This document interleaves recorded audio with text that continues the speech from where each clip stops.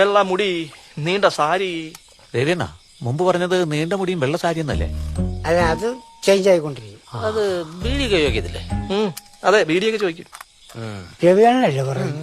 ബീഡിയൊക്കെ ചോദിക്കും, പക്ഷെ കൊടുക്കുമ്പോ കൈ ഓട്ടയാ. ഒഴിക്കട്ടെ? ഓട്ട അല്ല, ഗ്ലാസ്സിൽ ഒഴിക്കട്ടെ?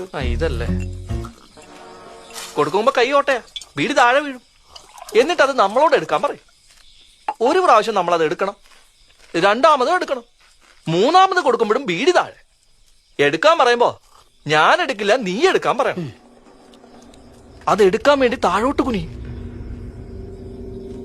പെട്ടെന്ന് മുടിയൊക്കെ അങ്ങ് ചുറ്റി പിടിക്കണം. പേടിക്കരുത്, പേടിക്കരുത്, പേടിച്ചാ തീർന്നു. രവിയണ്ണ, എവിടേക്കെങ്കിലൊക്കെ കൊണ്ടുപോകും, കടലിന്റെ നടുക്ക് കൊണ്ടുപോയി നിർത്തും. പേടിച്ചാ തീർന്നു. ശ്മശാനത്തിലേക്ക് നമ്മളെ കൊണ്ടുപോകും, ഭയങ്കര ഇരുട്ടാ. പേടിച്ചു പോയാൽ തീർന്നു.